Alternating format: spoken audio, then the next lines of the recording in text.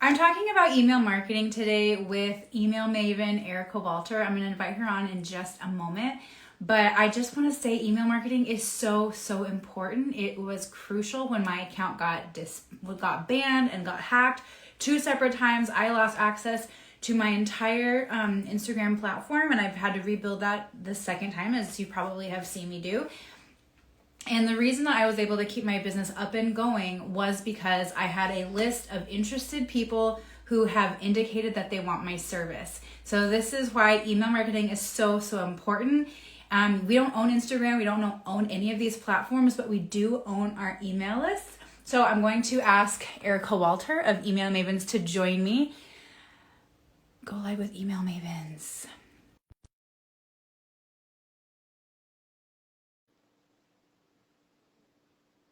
See if she's here. Hold on 1 second. Accept. Hey,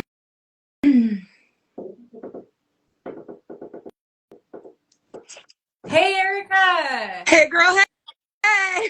Thank you so much for being on here. I wanted to pick your brain for a really long time. So Okay. Thank you so much. I love my brain being picked for a really long time.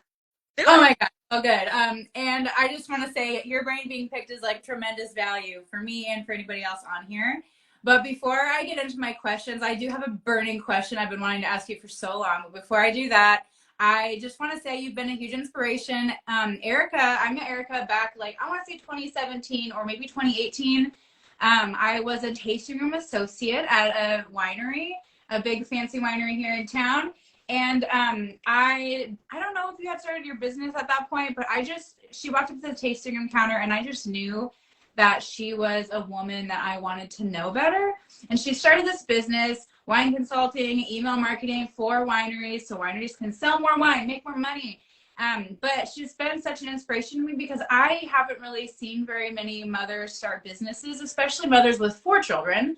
And you were pregnant with one of your children when you were in the middle of your business. I don't know how you did it. So I just wanted to say I really respect you and I appreciate your being on here. Thank you. I remember meeting you at the winery and thinking similar thoughts. Oh. And we're like worlds adjacent for like a while. And now we get to be a little bit more connected. And I'm so excited for the opportunity to hear and share what I know your audience, but also just to see what you're doing and how you're impacting small businesses. Sure. Because one of my core values is small business success. I am deeply passionate about seeing small businesses win. We're small business owners. Yeah. We help small business owners. So I just want to say there's alignment there too. And also work hard, mom harder. Yeah, work hard, mom harder. For sure. Well, and the other thing too is social media is really important. Social media and email marketing work together so well. So one thing I said in my little quick intro is that, we don't own these platforms. We don't own these audiences whatsoever. They're so helpful and they can bring us a lot of people. We can get in front of a lot of eyes, but unless we get that information, then we don't have anything. And as a person who has had her account hacked, and lost my account. One day I just woke up and Instagram was like, you violated our community guidelines. Bye. I didn't violate anything, but for whatever happened, it got just deleted. No nothing, no warning, no nothing. But I had a list, and albeit it was only 65 people, but I had a list of people, and I honestly feel like that was my saving grace. So what I do when I work with my clients, my approach is always, let me get as much traffic as I can on Instagram. I want to turn views. I want to get views. I want to turn views into followers. I want to turn followers into email subscribers. And I do that with a lead magnet. So Erica, tell us what a lead magnet is.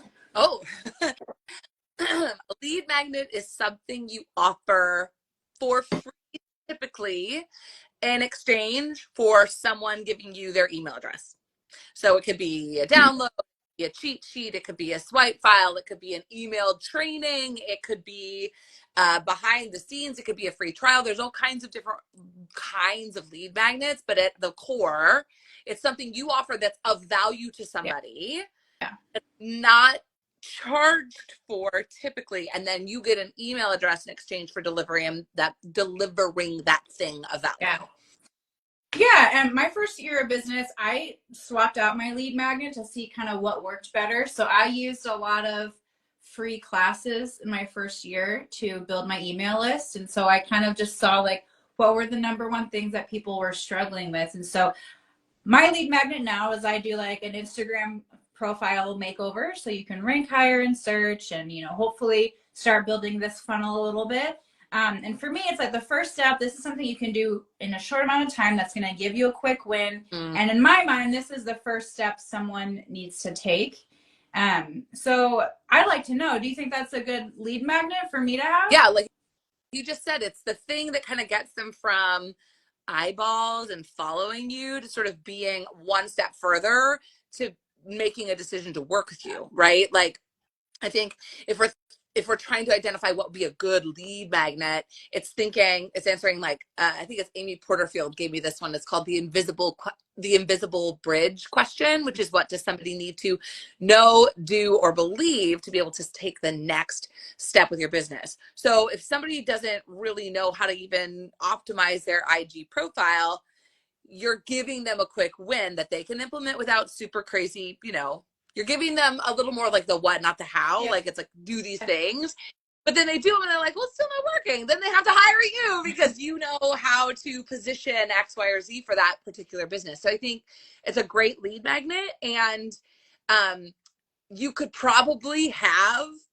5, right? Because depending on what you're offering, and I think this is the piece that a lot of us miss, is like depending on what you're offering, your customer, what they need to know, do, or believe to take the next step with your business is different. Yeah. So, us at Email Mavens, we have online courses and trainings. We have full service email marketing services, and we have kind of a bridge product that's like a starter kit.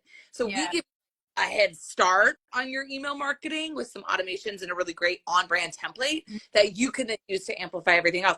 And there will be a different lead magnet for each of those offerings. Yeah. So I think if you're going to try and figure out a lead magnet, start with something that you think most of your customers are going to want, which I think you've done a really good job of identifying for your business. But then be thinking, and don't overcomplicate it because then it'd be like too hard for you to do. But be thinking like, what are some of the other common problems? What are some of the other core products we sell where I might be able to create a different lead magnet for a customer to be nurtured to the next step for them to buy full service social media or this, $49 ebook or this yada yada yada. Right now when you were talking, I got a notification that someone signed up for my email list. Hell yeah, because she offers you this incredible, amazing thing of value for free in exchange for your email. Yeah. It was Elena. Oh my God. Elena signed up. Thank you. Oh my God, I love it. Okay. Well, another reason I have that as my email magnet, I also try to educate people because a lot of people don't realize that that's what they need. So I'm trying to educate, be like, you didn't know you had this problem. You need to update your bio. But I think you have a good suggestion. So are you saying that it might be a good idea to have a second or third lead magnet, just depending on what the client might, because everybody has like their different buyer personas, right? Yeah. So I think I think it's really easy for us if you're used to funnels and you're used to lead acquisition. You're like, oh, there's all these inroads to destination us. Yeah. And I think it could be very hard to not let yourself get overwhelmed with the array of things on the menu. So I do think what you did was just identify the biggest problem most people have, or a more common problem is where to start. Common problem. Yeah. Keep a list of like, if you have a product universe that includes 3 or 4 different offerings, be thinking, what would somebody need to know, do, or believe to be able to opt in for this? Or what would someone need to know, do, or believe to be able to pay for full service email marketing? Like I have a buyer persona that is quite different for someone that's going to hire the Email Mavens to do all of their email campaigns. That is a different persona, and they need to know different things than somebody who just wants to learn from us or be able to get the head start or be able to learn to do it better in-house. Right. So I think it's to be thinking about that, even if you aren't actively producing those lead magnets and tracking conversion rates for each of those lead magnets right now. It's like, what's the roadmap? Yeah. What's most important for my business, and how do I get more of those leads? But knowing if you have a business that's a little bit more complex, that there are other inroads to growing your list. Well, that's good because I have a ton of guides because that first year every time someone had a question, I made a guide about it. But also, I did a bunch of free classes and I have the recordings. So maybe I should just put up a class. Be like, hey, if you want a free master class, that's another one. Yeah. Yeah. I would, and so this is another thing when we think about lead magnets, right? What do you already have Yeah. that could put a gate on, so to speak, Mm-hmm. for a kind of customer? Because similar, right? Like we created when I started this business, I created like a lead magnet for almost every blog post I created because I was like, you might need this thing and you might need this thing, and that got very complex and overwhelming. And honestly, I was like the fine mist setting on the hose. I was like, Mm-hmm. versus being like, I help you with automations, and this is the welcome email starters kit. So that's what our main lead magnet is the welcome email starters kit, which helps optimize the first impression in the inbox. Yeah. And it's awesome because it's kind of meta. When you get it, you get my winning welcome email and we deliver something of value to you. So it's like all of the things. Yeah. All identified the one most important thing, and that's basically the one we bang the drum on. Yeah. But there are other ones that we can add, but like having that inventory, like online training, cheat sheets, guides, I have an A/B testing cheat sheet that I'm going to be hitting pretty hard in the next couple of weeks with our content. So just thinking about what you already have rather than coming new from scratch. Like you probably have an arsenal. You're just not even like, yeah, for sure. For there. So what did you say? I'm literally going to take notes because it's my only available. So our clients need to know, do, or believe. Is that what you said? The invisible bridge question is, what does my ideal customer need to know, do, or believe in order to take the next step with my. So for like, I work predominantly, the Email Mavens work predominantly with wineries. Right. And so there are, the answer to this question for wine in general could be very freaking generic. So what I have to do in asking these questions with my winery clients is like, what is your ideal customer? What is your most profitable offering? Because most wineries have an in-person tasting room type of experience. Mm-hmm. Most wineries have an online e-commerce component, and most wineries have a wine club or a subscription. So those are three of the inroads to buying wine from a winery. And like, what does a customer need to know, do, or believe to buy from me is like, is my wine good? Or my experience? Like, it's kind of generic. So really working with wineries to figure out what they want to highlight and how helps you attract more of the right kind of customers to your email list. If you're selling something that's like a consumable, or if you're in a like super saturated market, just figuring out how you want to sell. Yeah. Like how do you want to offer what you. Yeah. Okay. Well, I know for a fact that I feel like my weakest point, this is my burning question. Okay? Yes. So I feel like my weakest part is, how do I write good subject lines? Because I don't know what the heck to put in there. Amazing question. Okay. Subject, like, listen, if you put a bunch of really amazing content in your email campaign, but it doesn't get opened, I know. Waste a lot of your time and energy. Yeah. And then it gets a lackluster open rate. And open rate is tricky because from a statistical and like, did someone actually read my content perspective, it's a hard one because it's just not real data anymore. Mm-hmm. Apple iOS all open differently than Outlook. It's, if you're like, I have 70% open rates, those aren't real. That's not probably a real stat, but you still do, like Apple's, you want to improve open rates. And more importantly, use your subject line to get somebody to take an action from your email. So if there's one core message that you want your customer to actually be able to engage with, your subject line should tee that up. So it's really easy for a customer to take action. Okay. Subject line. Oh, go ahead. No, I was just summarizing. So subject line, it should sort of lead into the action you want your customer to take when they read that email. Yeah. If you're like, can I ask you a question, Sarah, in an email subject line? That is a very curiosity piquing type of subject line. And you used my first name in there, so I'm more likely to open it because it seems like it's more personal. Okay. But if email content doesn't have a question that your customer can answer, you kind of just clickbaited them. So inside of the email, you could be like, we're trying to optimize our programs. Your feedback is going to help us do that. Please take a 2-second, one answer survey to give me your, and so like, then your subject line is teeing up that someone's going to take a survey. They'll click the survey, and that is going to be the true measure of if your subject line was really effective. Did someone take action from your email? Ultimately, they can't take action from your email if they don't open it. So your subject line does need to hook them. But if you hook them with the thing that's like inauthentic, or if you hook them with a subject line that doesn't actually have anything to do with the main goal of the email, you are going to get people not only not taking action, but oftentimes disenfranchised with you and losing trust in you that you're actually delivering something that you say you want to deliver. So those are some of the things I would think about with subject lines. Like, does your subject line pique curiosity and tee up what's inside the email for your customer? That's a big indicator. The other thing I mentioned, first name. If you have reliable first name data for your customers, test using personalization in your subject lines.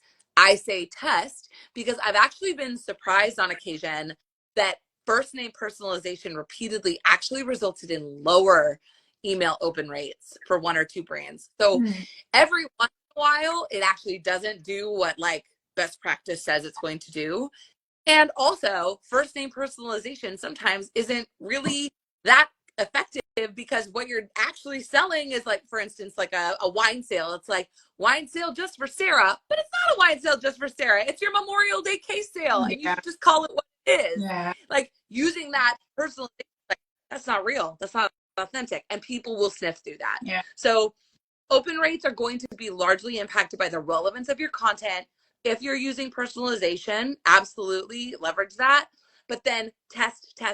So I even said A/B test whether personalization or not is going to help your open rates. A/B test your subject lines every time. If you can A/B test your subject lines every time, you're going to be getting data every single time that will help you even better increase your open rates. So most email service providers will give you an option for A/B testing or A/B testing with a champion. I recommend using that every single time. And I love A/B testing with the champion because it lets you actually optimize open rates within one send, as opposed to some platforms you can just split it half and half. 50% gets one, 50% gets the other. I realize I just threw a lot of like jargony type jargon out there. Yeah. You know what? I do that all the time. Sometimes I just forget, no, that's fine. Okay. I do want to clarify something. What do you mean? You said something about a champion. So, champion. I don't get that part. So A/B testing is based on the scientific method. You start with a hypothesis. Let's say my hypothesis is that emails will be opened at a higher rate when I use first name personalization in them. Then I design my test to prove that, right? So I'm going to test version A is going to just have a difference between, it's like your spring favorites versus Sarah's spring favorites, let's say, is my 2 subject lines. My hypothesis would be proven by whether or not my personalized subject line gets a higher open rate, theoretically. And then what I'm going to do with what I learned, right? Okay, I'm going to use personalization more frequently if I notice that personalization does increase my open rates, or I'm going to find other ways to personalize my email content. So that's your scientific method in A/B testing. A/B testing with a champion is your email service provider will actually let you set up A/B tests as 50-50. So it's going to randomly split your list in half and send version 1 half and version B to another. And then it'll tell you at the end, okay, your personalized subject line had a higher open rate or not. Okay. A/B testing with a champion lets you actually split your list into like 25, 25, and 50. So you have version A going to 25% of your list, version B going to the other 25% of your list. You wait 4 hours, let's say, and then based on the highest open rate, it's going to send your email 4 hours later automatically to the winning version. So one email, instead of half and half and then be like, well, next time I send an email, I'll remember to personalize the subject line because that's what I learned with my A/B test. You're actually getting that lift in open rates within the campaign with that other 50% of the list. Okay. Yeah, so I need to go back and see if, because I've been using Squarespace because they have it, so it's just built in. So I have never even thought to do A/B testing. I know that's a thing, but I haven't done it. So that's my third note from our live together, Yeah. And Erica. I will be A/B yeah, and testing. even if your platform doesn't offer it, because I'm pretty sure like Flowdesk may not have built-in A/B testing. I know ActiveCampaign, it's not included at certain levels. So even if your email service provider doesn't offer A/B testing built in, you can still export your list, randomly split it in half, Mm, and then upload two separate audiences or with two separate tags, and yeah, send the same email with the difference of subject line.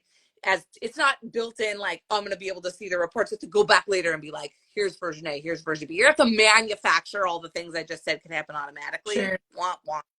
Won't, But won't me. so, Yeah, so it's a little bit of extra work, and you could decide that that's not worth it and have a bad attitude about it, or you could decide that that's what's necessary for you to get the data to help you sell more of whatever it is that you right. sell using your email campaigns, because more people are seeing your message. And it's all mindset, and be like, okay, that extra 5 minutes is tedious. I'm gonna just like power through some coffee, light a Mm-hmm. candle. I don't know, but I'm gonna do that nasty work Yep. because it gets me this result on the other side. Yeah. Yeah, no, that's good. Okay. Well, what would you say is the first thing if somebody doesn't have any email marketing set up, maybe they're like a small business owner like us.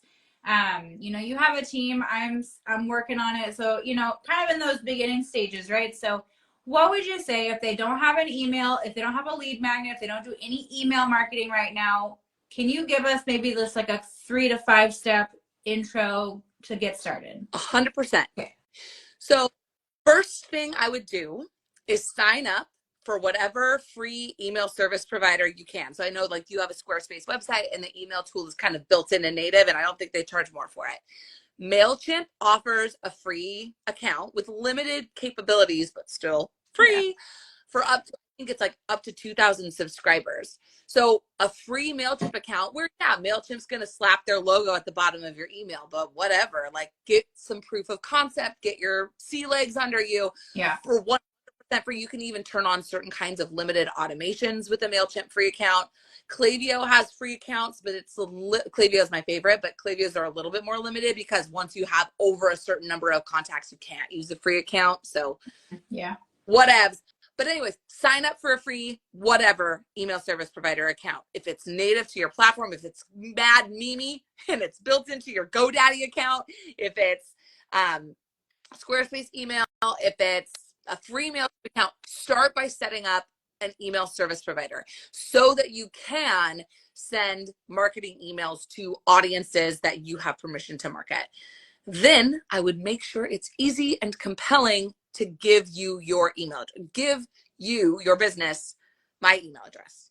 So I see this, especially, I sign up for a lot of wineries email lists, Mm-hmm. and you astounded by how many clicks I have to click to get to an opportunity to sign up for a newsletter. And BT Yeah. Dubs, a newsletter is not the sexiest proposition out there. Yeah. Like if the value is more email, I'm not always sold. So make it easy and compelling for somebody to opt in for email from you.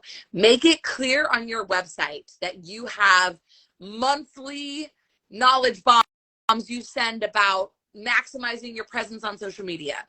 Make it clear that, like what we do at Email Mavens, because we're not selling a product at a discounted rate or anything like that, but we send a weekly email every Friday that's loaded with step-by-step tutorials, action items that will help you sell more wine with your email campaigns. So the value is I get free training every week, or inspiration, or a case study that's going to help me be better at my job. I want to be better at my job. So that's the value. Yeah. So instead of being like, sign up for our newsletter, we legit call it an email party every Mm-hmm. Friday. Drops in your Yeah. inbox.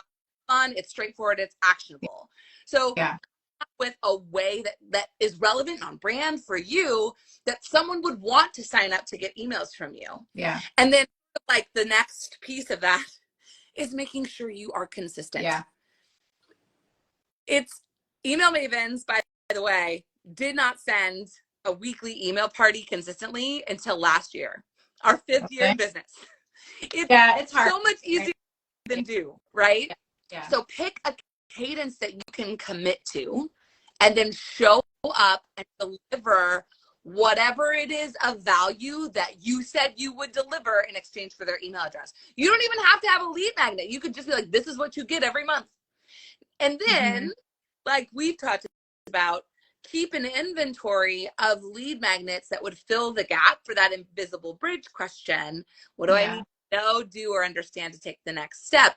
Because then you have something super tangible you can deliver right out the gate that will help all of the other content you deliver have more engagement, reach. And you're going to know that the people that are on your list and in your community there wanted something that you deliver. Sure. Okay. So step one. All of that for free, other than your time. I know, other than your time. Yeah. So free email, sign up for a free email service provider, number 1. Number 2, make it easy and compelling to sign up. Call it an email party, call it a knowledge bomb, call it something fun. Be consistent. And I'm glad you said once a month, because I think a lot of people here, they're like, I just can't do, like, add one more thing to it. But I feel like once a month is something, like, something's better than nothing. Yeah. It gets that communication and, like, helps you practice. And then hopefully you can upgrade and, like, you know, go to once a week. I feel like that's a good cadence, right? Once a week. I don't like more than once a week. I feel like that's too much.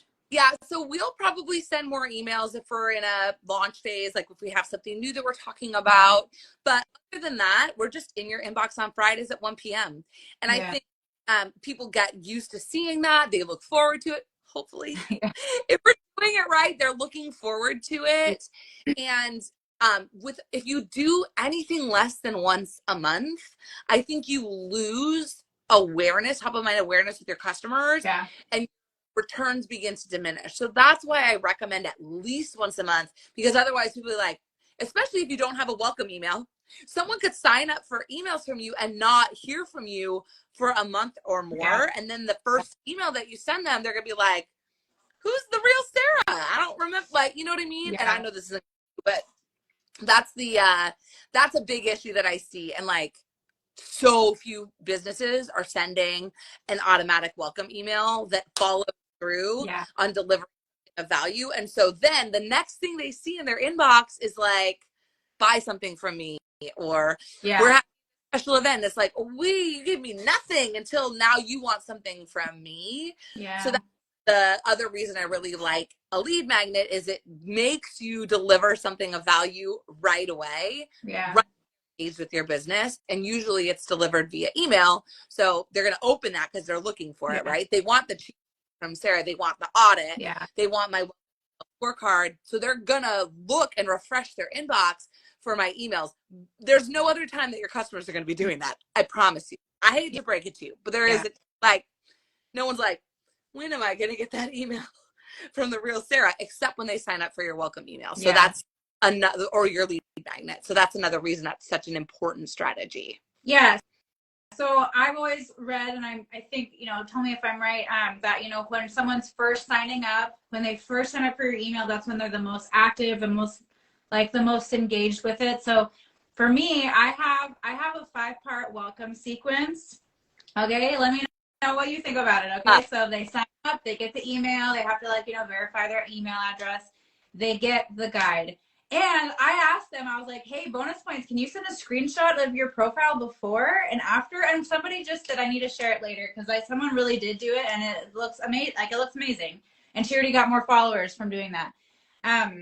So I need to show that social proof. But anyway, so they get that. And then I try to kind of like at the end of each one, it's like, P.S. tomorrow I'm going to send this. So keep an eye out for it. And then, like, the next thing you're going to know is how to never run out of content ideas. So the time you open your next email, you're going to have 40 different content ideas. And then it goes to a case study. And then I'm like, hey, if you want results like this, here's how we can work together. So that's pretty much my strategy. But I do think I want to add another guide, because in my second or third email that goes out, I say, hey, you know, kind of like the next step that someone would need to take is they would need to figure out, like, okay, I want to post more. What do I post? So I have a guide that's called Never Run Out of Content Ideas. and it's like 6 pages long, and it's like there's a matrix on there, so you can like fill stuff out and brainstorm, and so it's customizable, right? And so I don't have that guide in there, but I think I should put it in there. I just have like an email, like here are some ideas, and how you can like repurpose them based on your industry. But I probably should just add the guide because I already have it made, so I might as well put it in there, right? Yeah, it's something of value. You could also you could like reverse engineer another opt-in sequence where the guide is the first message and then the third message, but the rest of the flow is the same. Yeah. And different hooks to get people into the ecosystem. And I think that's like 5 emails is so good. You've got social proof with your case study. You've got something of value that someone can use. You're asking them to engage with the content right away with the before and after. You're giving them something else of value before you're asking them to dip their toes in the water for like a paid type of engagement with you. So I think that's a really good cadence. How long does it take for those emails to drop in someone's inbox? Like from initial opt-in to getting the invitation to work with you?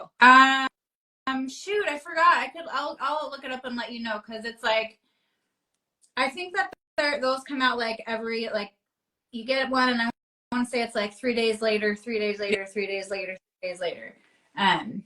But then it might be a little bit more because like then I'm sending, there's a little bit more because like I think it just overlaps with people that sign up for like the regular weekly stuff. So like that overlaps. So it might be kind of a lot, but if they're more engaged at the beginning, you know, I might as well just give them all the value. So my goal is hopefully give them like 2 things that they can have right away, 2 guides that wins. But I think I like your idea because I actually don't have a ton of people signing up for my email list. Like I really wanted to grow that to 500 this year. I don't know. I'm far from that, but that would be so good. But I think I will maybe switch it up so that the never run out of content ideas comes out first, and then or try both. Because here's the other thing, like I do this with all of my winery clients, and depending on your business, you can do like every kind of business can do this. Yeah. You have to take an inventory of all of the places where you interact with your customers or potential customers. So for us, like maybe an entrepreneur, solopreneur with maybe a little more of like a personal brand or agency spin, we're not necessarily inviting people to a brick and mortar location like a retailer would, right? But we go to networking events, we speak on stages, we do things like this, where if you're not signed up for the weekly email party, you crazy, you know, like think about all of the places where you might interact with your customers. And I have all of my customers do this so that they're like really thinking, okay, if somebody signed up, if someone is interacting with me on social, how can I make sure I'm talking about the value of being on my email list on my social platforms at least once every week or 2? Yeah. If I have a physical location, is it easy and compelling for somebody to opt in for my emails when they're in my physical space? If I'm offsite events, my business cards have a QR code on the back that's like, get the weekly email party for knowledge bombs and hot takes that will help you sell more wine with your email campaigns. You know, it's like, get all of the places for somebody to interact with you and make it easy and compelling to sign up for email. Make that, like I would, Sarah, if you haven't already, I would audit all of your interactions with customers and make sure that you are proactively positioning the value of that lead magnet, all of those places fairly consistently. And then this is a lot to track, but if you can do it semi-automatically, keep track of where you're actually getting the nibbles and the hits from. Like, are you getting opt-ins? Like I get almost all of our email party opt-ins from speaking engagements. Stage for an hour. I got the QR code on my slides. I'm giving the value, and it's very easy for people to be like, oh, take the conversation further. I'll just for her email. So like that's where the majority of our email list growth comes from. So if I'm like, I want to grow my list to 500 this year, I just go, okay, every time I speak on stage, I get 50 new opt-ins. I just have to speak on 10. I've got 500. So it's so good.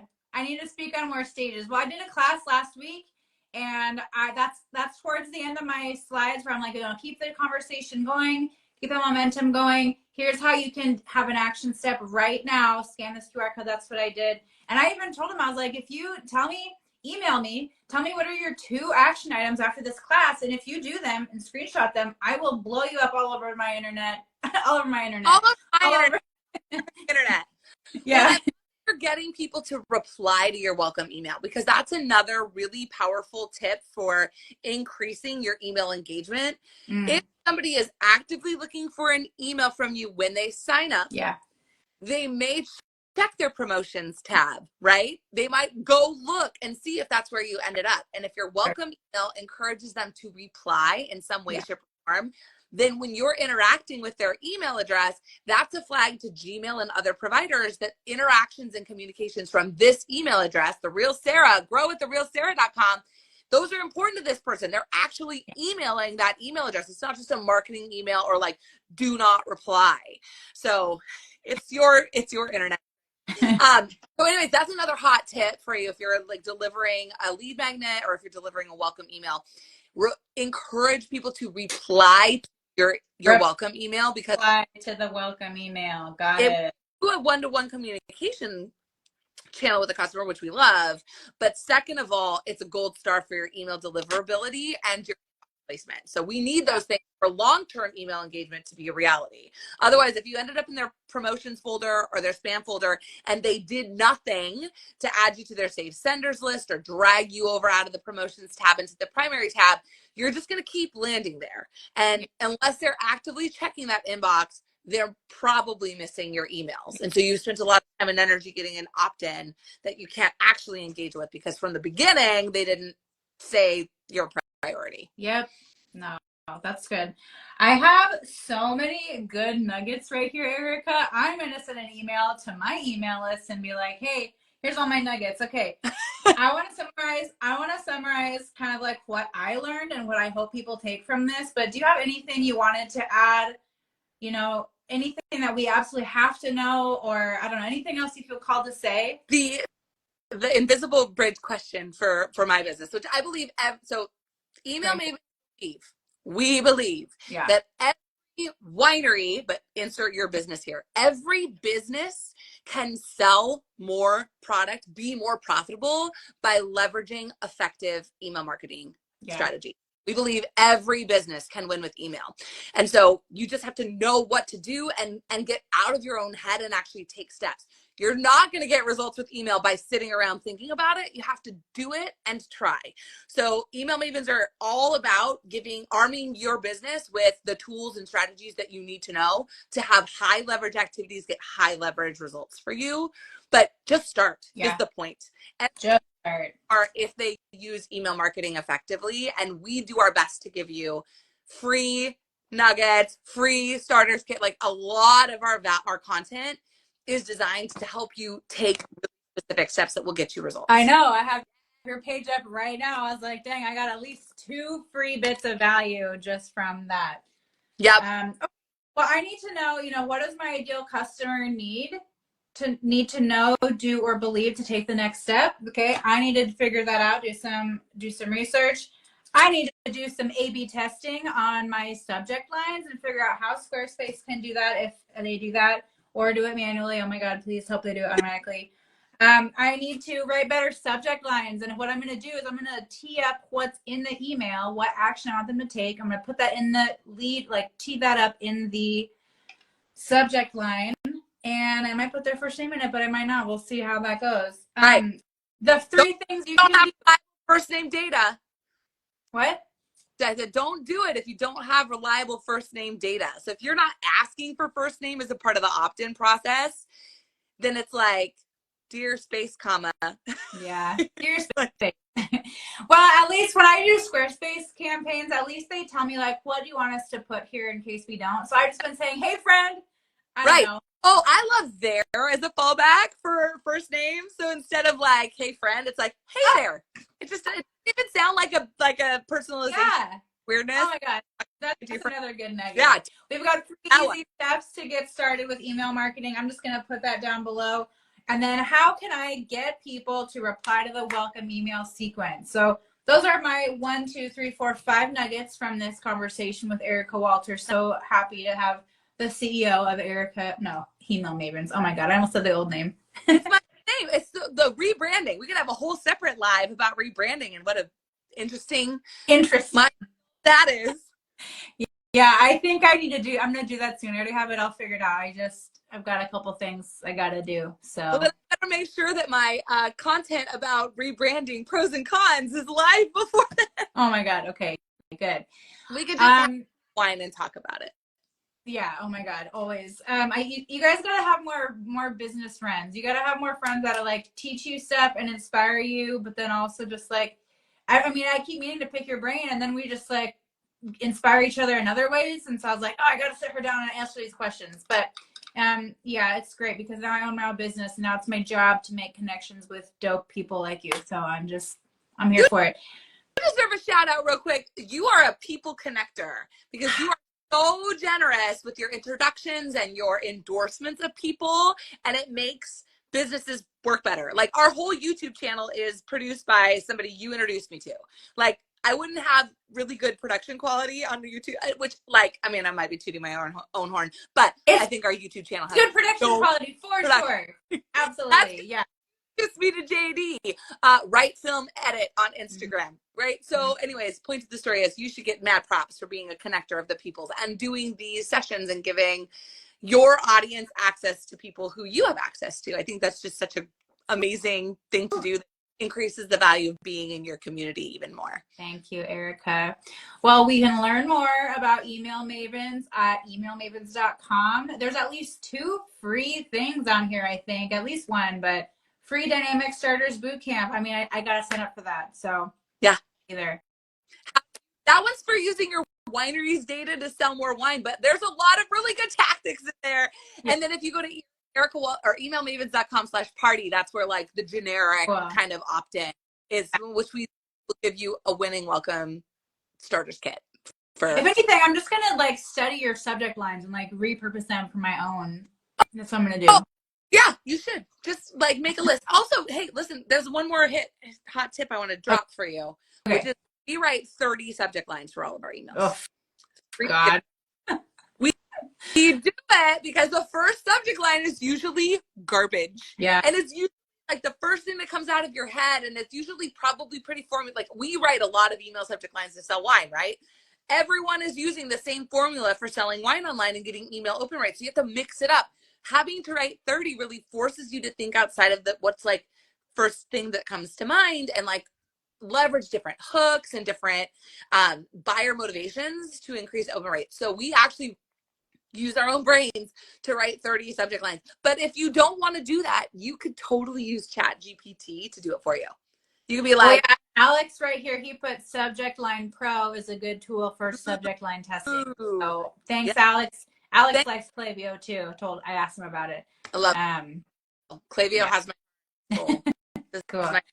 Klaviyo. Well, please everybody follow oh my God, follow Email Mavens, follow Erica, follow me. We'll talk about social media, we'll get you followers, and then we'll build your email list. That's how I do it. Whatever way you do it, we just want you to have a list of people who want your services so you can continue to build that relationship. Yep. Amazing. Awesome. I'm going to sign off, and I can't wait to see you again. I can't wait to see you again. Yes. All right. Bye-bye. Bye.